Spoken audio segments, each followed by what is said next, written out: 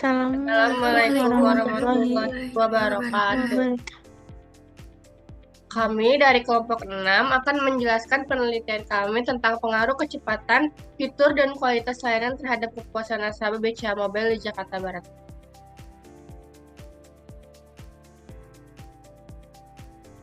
Sebelumnya, perkenalkan nama saya Naila Olivia Diandra dengan NIM 63240914.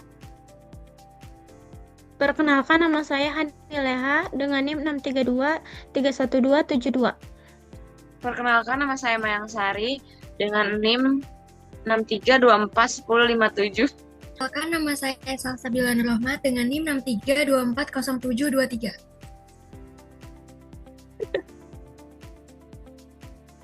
Di sini kita akan menjelaskan tentang latar belakangnya dulu. Latar belakang yang kita teliti itu, penelitian ini mengkaji pengaruh kecepatan, fitur, dan kualitas layanan terhadap kepuasan nasabah dalam penggunaan aplikasi BCA Mobile di Jakarta Barat. Kebutuhan nasabah akan layanan perbankan yang cepat dan praktis mendorong bank untuk berinovasi melalui mobile banking. BCA Mobile menawarkan kemudahan transaksi, fitur lengkap, serta penyimpanan daftar transfer. Namun, ulasan pengguna menunjukkan masih adanya kekurangan yang mempengaruhi tingkat kepuasan. Rating aplikasi tercatat 4,7/5 di Google Play dan 3,5/5 di App Store, menunjukkan pengalaman pengguna yang beragam. Penelitian ini menggunakan metode SurfFlow untuk menilai kualitas layanan berdasarkan 5 dimensi utama. Dengan persepsi kemudahan dan kegunaan teknologi menurut Davis pada tahun 2014, serta kualitas layanan menurut Chip Chono pada tahun 2014. Berperan penting juga dalam membentuk kepuasan dan kepercayaan nasabah. Dan temuan sebelumnya menurut Diva et al. Pada tahun 2022 juga menunjukkan kualitas layanan mobile banking berpengaruh positif secara signifikan terhadap kepuasan pengguna. Perumusan masalah yang kita kaji ini yang pertama, bagaimana pengaruh kecepatan layanan aplikasi BCA Mobile terhadap kepuasan nasabah di Jakarta Barat. Yang kedua, bagaimana pengaruh fitur-fitur yang tersedia pada aplikasi BCA Mobile terhadap kepuasan nasabah di Jakarta Barat. Yang ketiga, bagaimana pengaruh kualitas layanan aplikasi BCA Mobile terhadap kepuasan nasabah di Jakarta Barat. Yang keempat, apakah kecepatan fitur, dan kualitas layanan secara simultan berpengaruh signifikan terhadap kepuasan nasabah pada penggunaan aplikasi BCA Mobile Jakarta Barat. Lalu untuk tujuan penelitian, yang pertama itu untuk mengetahui dan menganalisis pengaruh kecepatan layanan aplikasi BCA Mobile terhadap kepuasan nasabah di Jakarta Barat. Yang kedua, untuk mengetahui dan menganalisis pengaruh fitur-fitur yang tersedia pada aplikasi BCA Mobile terhadap kepuasan nasabah di Jakarta Barat. Yang ketiga, untuk mengetahui dan menganalisis pengaruh kualitas layanan aplikasi BCA Mobile terhadap kepuasan nasabah di Jakarta Barat. Yang keempat, untuk mengetahui dan menganalisis pengaruh kecepatan, fitur, dan kualitas layanan secara simultan terhadap kepuasan nasabah pada penggunaan aplikasi BCA Mobile di Jakarta Barat. Untuk rangka penelitian, kita mempunyai tiga data. Yang pertama itu kepuasan layanan. Untuk hipotesis 1, ada kepuasan layanan terhadap kepuasan nasabah atau X1 terhadap Y. Untuk hipotesis 2 itu ada fitur terhadap kepuasan nasabah atau X2 terhadap Y. Untuk hipotesis 3, itu ada kualitas layanan terhadap kepuasan nasabah atau X3 terhadap Y.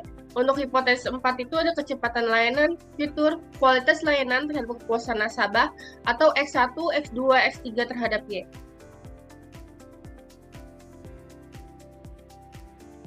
Selanjutnya ada metode penelitian. Penelitian ini menggunakan pendekatan kuantitatif dengan desain deskriptif dan verifikatif untuk menggambarkan kondisi penggunaan BCA Mobile serta menguji hubungan antar variabel. Data diperoleh dari kuesioner sebagai data primer dan studi literatur sebagai data sekunder.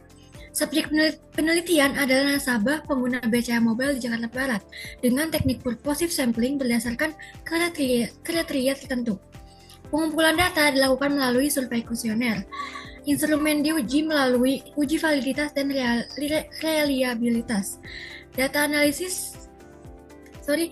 dianalisis secara deskriptif dan verifikatif menggunakan regresi linear berganda, termasuk uji T, uji F, dan koefisien determinasi.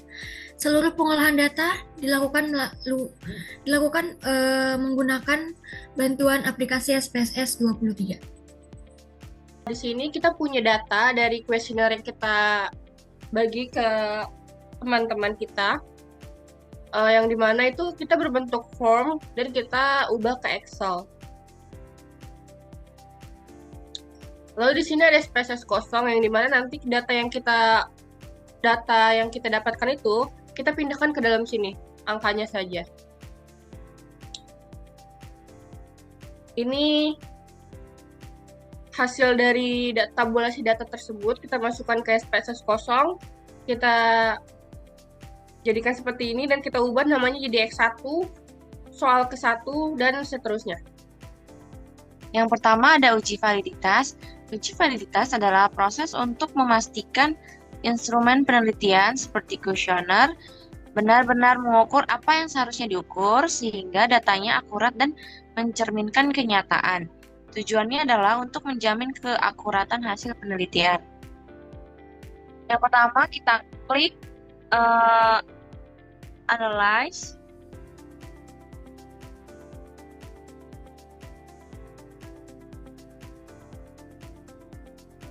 Lalu klik Correlate. Kemudian klik Bivariate.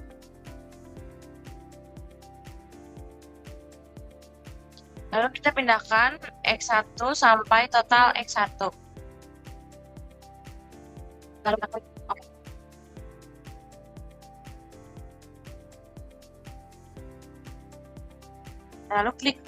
Lalu klik OK.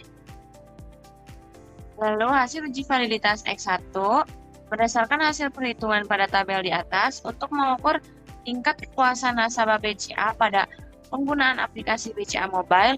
Diketahui R hitung lebih dari R tabel 0,195 sehingga dapat disimpulkan bahwa semua item pada variabel X1 tingkat kepuasan nasabah BCA pada penggunaan aplikasi BCA Mobile dinyatakan valid atau signifikan. Kemudian yang kedua X2. Lalu untuk mencari uji validitas X2, X3, dan Y itu sama seperti X1. Nah, lalu hasil uji validitas X2 berdasarkan hasil perhitungan pada tabel di atas untuk mengukur tingkat kepuasan nasabah BCA pada penggunaan aplikasi BCA Mobile, diketahui R hitung lebih dari R tabel 0,195 sehingga dapat disimpulkan bahwa semua item pada variabel X2 tingkat kepuasan nasabah BCA pada penggunaan aplikasi BCA Mobile dinyatakan valid atau signifikan. Yang ketiga, hasil uji validitas X3 berdasarkan hasil perhitungan pada tabel di atas untuk mengukur tingkat kepuasan nasabah BCA pada penggunaan aplikasi BCA Mobile, diketahui R hitung lebih dari R tabel 0,195 sehingga dapat disimpulkan bahwa semua item pada variabel X3 tingkat kepuasan nasabah BCA pada penggunaan aplikasi BCA Mobile dinyatakan valid atau signifikan. Selanjutnya, hasil uji validitas Y. Berdasarkan hasil perhitungan pada tabel di atas untuk mengukur tingkat kepuasan nasabah BCA pada penggunaan aplikasi BCA Mobile, diketahui R hitung lebih dari R tabel 0,195 sehingga dapat disimpulkan bahwa semua item pada variabel Y tingkat kepuasan nasabah BCA pada penggunaan aplikasi BCA Mobile dinyatakan valid atau signifikan. Selanjutnya ada uji reliabilitas. Uji reliabilitas adalah metode statistik untuk mengukur konsistensi dan kestabilan hasil dari suatu instrumen penelitian, seperti kuesioner, saat digunakan berulang kali dalam kondisi serupa. Tujuannya agar data yang dihasilkan dapat dipercaya dan diandalkan karena memberikan hasil yang relatif sama. Untuk menghitung X1, kita klik Analyze, lalu klik Scale, kemudian klik Reliabilitas Analyze. Lalu kita pindahkan X1 sampai X9. Lalu klik OK. Lalu hasilnya Cronbach Alpha 992, seluruh item 9. Selanjutnya, untuk menghitung uji reliabilitas X2 sampai X2, X3 sampai Y, caranya sama. Lalu hasil uji reliabilitas X2 Cronbach Alpha 994, seluruh item 11.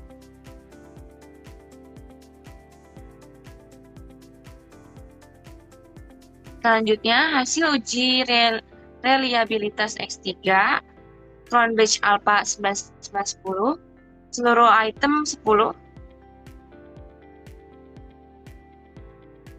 Berdasarkan tabel di atas, dalam mengukur reliabilitas alat pengukuran yang digunakan adalah teknik Cronbach Alpha.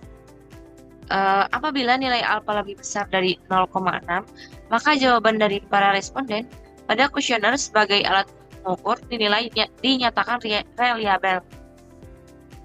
Berdasarkan ringkasan hasil uji reliabilitas, dapat diketahui bahwa nilai Cronbach Alpha pada masing-masing variabel nilainya lebih besar dari 0,6 dinyatakan reliabel. Selanjutnya ada uji asumsi klasik. Uji asumsi klasik adalah serangkaian tes statistik yang wajib dilakukan pada analisis regresi linear berganda, bertujuan memastikan model regresi valid, tidak bias, dan konsisten. Uji asumsi klasik yang pertama ada uji normalitas. Uji normalitas digunakan untuk mengetahui apakah data residual dalam model regresi memiliki distribusi yang normal. Hal ini penting karena regresi linear mengasumsikan bahwa kesalahan prediksi menyebar secara wajar dan tidak condong ke satu arah. Jika residual berdistribusi normal, maka hasil analisis regresi menjadi lebih akurat dan dapat dipercaya. Dalam penelitian ini, uji normalitas dilakukan menggunakan uji Kolmogorov-Smirnov melalui SPSS untuk melihat apakah data memenuhi asumsi tersebut. Langsung ke tutorialnya bagaimana melakukan uji asumsi klasik. Pertama-tama uji asumsi klasik itu ada 4, yaitu uji normalitas, uji multikolinearitas, uji heteroskedastisitas, dan uji autokorelasi. Di sini kita akan langsung mencari 4 uji tersebut. Untuk tata caranya itu sebagai berikut. Klik Analyze, lalu klik Regression, klik Linear. Selanjutnya untuk dependent kita isi total Y.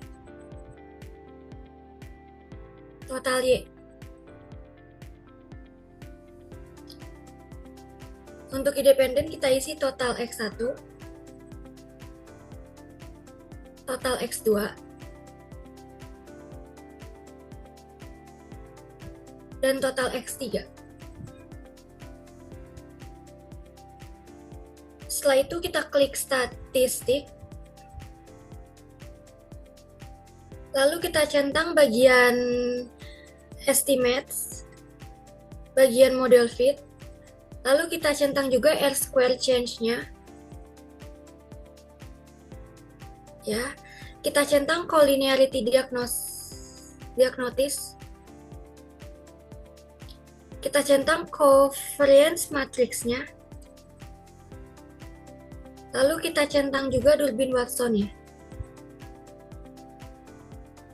Setelah itu kita klik continue. Selanjutnya klik plots.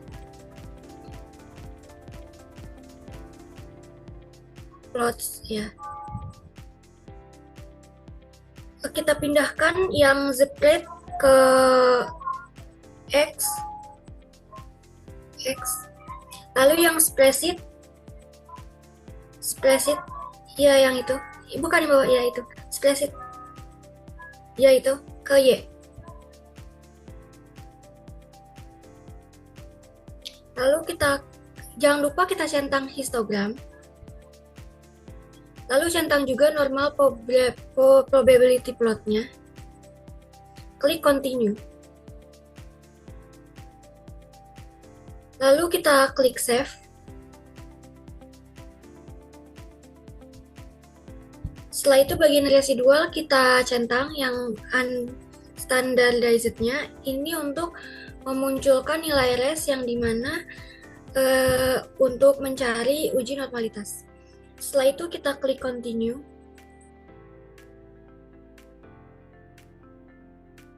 Selanjutnya kita klik OK. Lalu lanjut ke step 2-nya.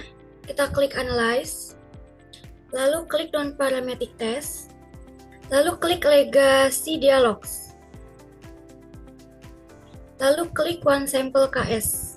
Karena untuk uji normalitas ini kita menggunakan uji Kolmogorov-Smirnov. Lalu yang sudah kita save tadi, scroll ke bawah, masukin ke test variable list. Jangan lupa klik normalnya dicentang, ya. Lalu kita klik OK. Hasil uji normalitas menggunakan Kolmogorov-Smirnov menunjukkan signifikansi two-tailed sebesar 0,00, yang dimana nilai ini 0,00 kurang dari 0,05, maka dapat disimpulkan bahwa data residual tidak normal, artinya data tidak memenuhi salah satu asumsi dalam analisis regresi, yaitu asumsi normalitas. Selanjutnya ada uji multikolinearitas. Kita perlu tahu dulu, uji multikolinearitas bertujuan memastikan bahwa variabel independen tidak saling berkorelasi terlalu kuat.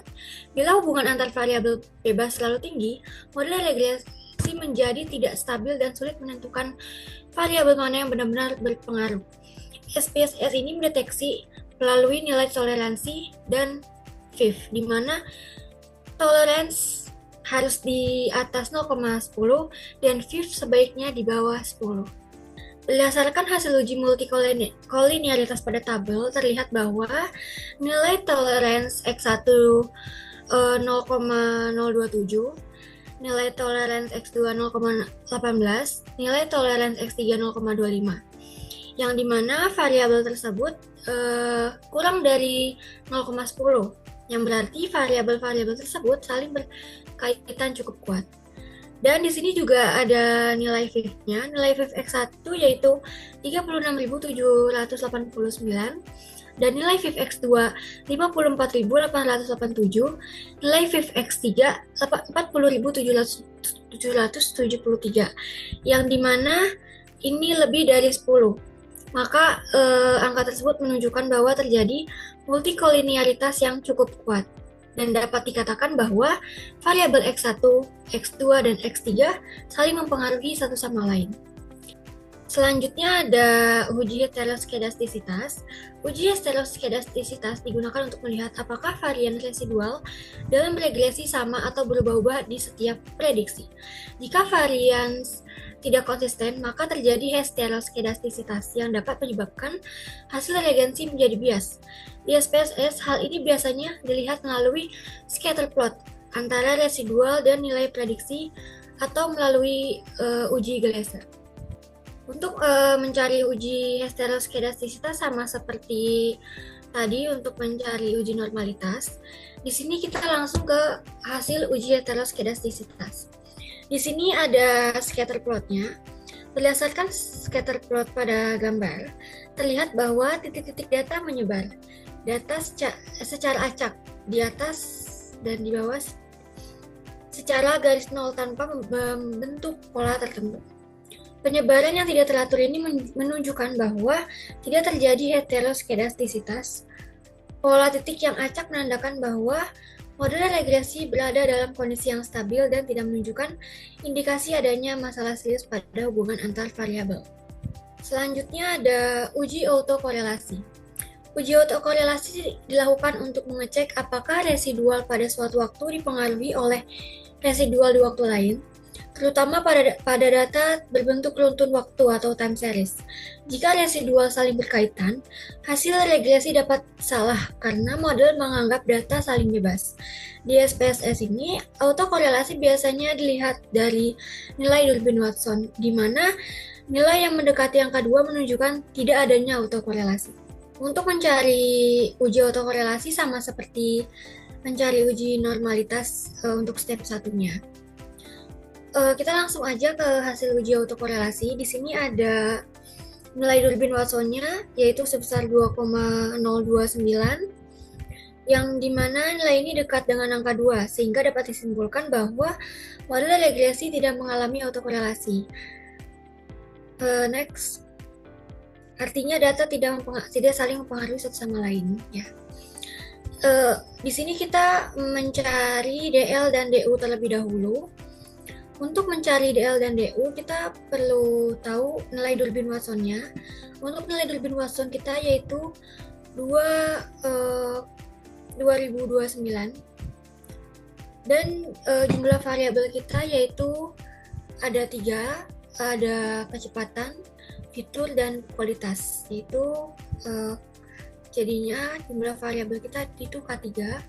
Lalu ada jumlah sampel kita itu ada 102. Maka di sini pada tabel Durbin Watsonnya kita cari K3 dengan jumlah sampel 102. Didapat bahwa DL-nya dengan nilai 1,6174 dan DU-nya 1,7383. Lalu kita mencari rumusnya, yaitu 4 kurang DL. DL-nya sudah diketahui tadi 1,6174, maka 4 dikurang 1,6174 yaitu hasilnya 2,3826. Lalu selanjutnya mencari rumus 4 kurang DU. DU-nya sudah kita cari tadi, hasilnya yaitu 1,7383. Jadi 4 kurang 1,7383 hasilnya 2,2617. Lalu selanjutnya mencari dengan rumus, yaitu hasilnya DU kurang dari D kurang 4 kurang DU. DU sudah kita ketahui tadi, DU kita yaitu 1,7383 harus kurang dari nilai D atau Durbin Watson kita yaitu 2,029, harus kurang dari hasil 4 kurang DU yaitu 2,2617. Dari hasil data di atas dapat disimpulkan bahwa tidak terdapat autokorelasi, artinya sisa-sisa kesalahan atau residual dari data tidak saling mempengaruhi satu sama lain. Di sini ada uji regresi linear berganda, yaitu metode statistik untuk menganalisis hubungan antara satu variabel terikat dependen dengan 2 atau variabel bebas atau independen, dengan tujuan untuk memprediksi nilai variabel terikat dan memahami pengaruh simultan serta kontribusi masing-masing variabel bebas terhadap variabel terikat lainnya. Kita masuk ke SPSS-nya. Yang pertama kita klik Analyze, lalu Regression, lalu ke Linear. Untuk dependennya kita masukkan total Y, dan independennya kita masukkan total X1, total X2, dan total X3. Lalu kita klik OK. Di regresi linear berganda ini ada perhitungan. Dengan rumusnya Y sama dengan alpha ditambah beta 1 X1 ditambah beta 2 X2 ditambah beta 3 X3 ditambah Y. Dengan hasil negatif 0,806 ditambah 0,304 ditambah 0,300 ditambah 0,416. Nah, dari hasil analisis regresi linear berganda yang kita dapatkan ini menunjukkan variabel total X1, X2, dan X3 semuanya memiliki pengaruh positif dan signifikan terhadap variabel Y karena nilai signifikan ketiganya kurang dari 0,05. Yang artinya, semakin tinggi nilai dari ketiga variabel tersebut, maka nilai variabel Y akan semakin meningkat. Lalu kita ke uji hipotesis. Uji hipotesis adalah metode statistik untuk menguji dugaan atau hipotesis tentang populasi menggunakan data sampel dengan tujuan untuk menentukan apakah ada cukup bukti statistik untuk menerima atau menolak dugaan awal terhadap secara objektif, bukan sekedar tebakan. Lalu kita ke SPSS-nya. kita klik Analyze, Regression, lalu ke Linear. Untuk dependennya kita masukkan total Y, lalu independennya kita masukkan total X1, total X2, dan total X3. Lalu kita ke statistik.